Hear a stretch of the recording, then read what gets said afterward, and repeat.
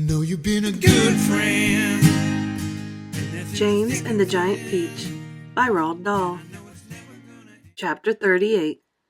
5 minutes later, they were all safely down, and James was excitedly telling his story to a group of flabbergasted officials. And suddenly, everyone who had come over on the Peach was a hero. They were all escorted to the steps of City Hall, where the mayor of New York made a speech of welcome. And while he was doing this, 100 steeplejacks, armed with ropes and ladders and pulleys, swarmed up to the top of the Empire State Building and lifted the Giant Peach off the spike and lowered it to the ground. Then the mayor shouted, "We must now have a ticker-tape parade for our wonderful visitors." And so a procession was formed, and in the leading car, which was an enormous open limousine, sat James and all his friends. Next came the Giant Peach itself. Men with cranes and hooks had quickly hoisted it onto a very large truck, and there it now sat, looking just as huge and proud and brave as ever. There was, of course, a bit of a hole in the bottom of it, where the spike of the Empire State Building had gone in, but who cared about that? Or indeed about the peach juice that was dripping out of it onto the street.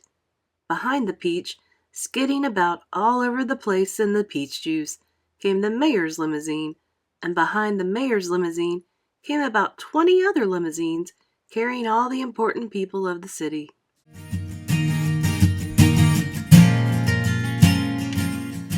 And the crowds went wild with excitement.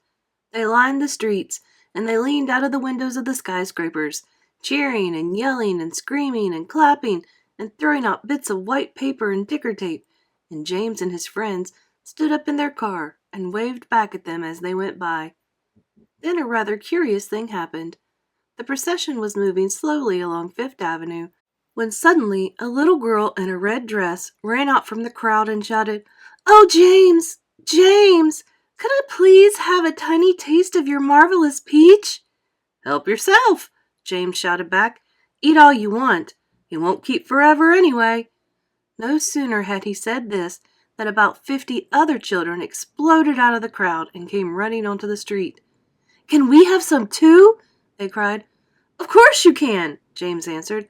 "Everyone can have some." The children jumped up onto the truck and swarmed like ants all over the Giant Peach, eating and eating to their heart's content. And as the news of what was happening spread quickly from street to street, more and more boys and girls came running from all directions to join the feast. Soon there was a trail of children a mile long chasing after the Peach as it proceeded slowly up Fifth Avenue. Really, it was a fantastic sight.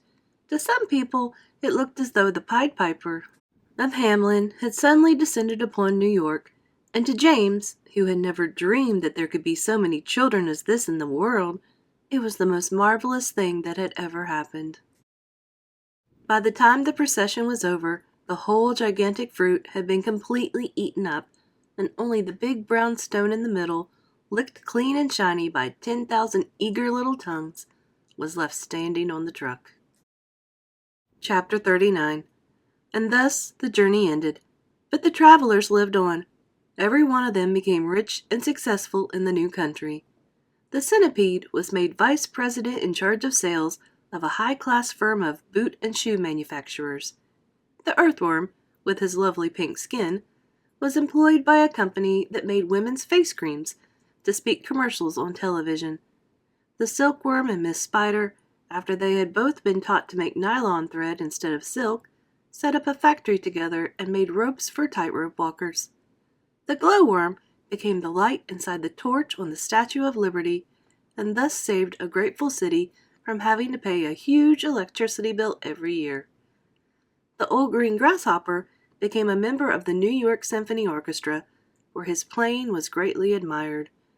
The ladybird, who had been haunted all her life by the fear that her house was on fire and her children all gone, married the head of the fire department and lived happily ever after. And as for the enormous peach stone, it was set up permanently in a place of honor in Central Park and became a famous monument. But it was not only a famous monument, it was also a famous house. And inside the famous house there lived a famous person, James Henry Trotter himself. And all you had to do on any day of the week was to go and knock upon the door, and the door would always be open to you, and you would always be asked to come inside and see the famous room where James had first met his friends. And sometimes, if you were very lucky, you would find the old green grasshopper in there as well, resting peacefully in a chair before the fire.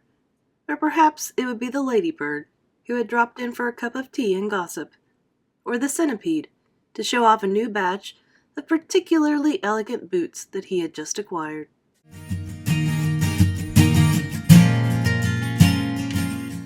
Every day of the week, hundreds and hundreds of children from far and near came pouring into the city to see the marvelous peach stone in the park. And James Henry Trotter, who once, if you remember, had been the saddest and loneliest little boy that you could find, now had all the friends and playmates in the world. And because so many of them were always begging him to tell and tell again the story of his adventures on the peach, he thought it would be nice if one day he sat down and wrote it as a book. So he did, and that is what you have just finished reading. Know you've been a good friend, and that's in the thick and thin.